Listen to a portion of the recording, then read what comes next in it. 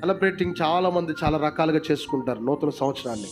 కొంతమంది నేను ఇప్పుడలా కేకులు కట్ చేస్తారు, కొంతమంది బయట షికారులుగా బండి మీద తిరుగుతూ, లేకపోతే కొంతమంది బళ్ళు మీద తిరుగుతూ కేకలేస్తూ పబ్బుల చుట్టూ చెప్పండి, రెస్టారెంట్ల చుట్టూ ఇప్పుడైనా హోటల్ చుట్టూ చాలామంది తిరుగుతూ చాలా రకాలుగా సెలబ్రేట్ చేసుకుంటారు. వాళ్ళకున్న ఆలోచన ఏంటంటే, వాస్తవానికి ఈ పాత సంవత్సరం ఉన్న బాధలన్నీ మర్చిపోయి నూతన సంవత్సరం వెళుతున్నాం కాబట్టి ఎంజాయ్ చేయాలి, సంతోషంగా ఉండాలి, ఆ సంతోషం అంతా సంవత్సరం అంతా ఉండాలని రకరకాలుగా సెలబ్రేట్ చేసుకుంటున్న వారు ప్రపంచంలో, లోకంలో, నేటి సమాజంలో చాలామంది ఉన్నారు.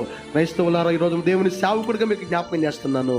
పాత సంవత్సరం ఏదైతే ఉందో అది దేవుని సన్నిధిలో విడిచిపెట్టి నూతన సంవత్సరం అనే దయాకిరీటం నువ్వు దేవుని సన్నిధిలో పొందుకుంటే, దేవుని ఆరాధిస్తూ స్తుతిస్తూ దైవ సన్నిధిలో ఉండి ప్రభువుని గలపరిస్తే అందులో ఉన్న ప్రతి ఆశీర్వాదం సంవత్సరాలు జరుగుతుండగా కార్యాలు నూతన పరిచే విధానాన్ని నా దేవుని చేతను చూడగలుగుతావు. అలా సన్నిధిలో నువ్వు నిలిచుదువుగాక. నీకెన్ని పనులున్నా పనులు సమయానికి చేసేసుకో. నువ్వెన్ని కార్యక్రమాలు పెట్టుకున్న ఆ కార్యక్రమాలన్నీ ఆ సమయంలోపే నువ్వు ముగించేసుకో. నేనంటాను, సమయానికి దేవుని సన్నిధికి వచ్చి కృతజ్ఞత హృదయాలతో, కన్నీళ్లతో మనస్ఫూర్తిగా ఆయన చేసిన కార్యాలన్నీ జ్ఞాపకం చేసుకొని నూతన సంవత్సరం ఆరాధనలో ఉండి ప్రభువుని గణపరచు. నేను అంటాను, అదే నీకు, నీ కుటుంబానికి ఆశీర్వాదము, నెమ్మది, సమాధానము, సంతోషం అని దైవజనుడిగా జ్ఞాపకం చేస్తున్నాను.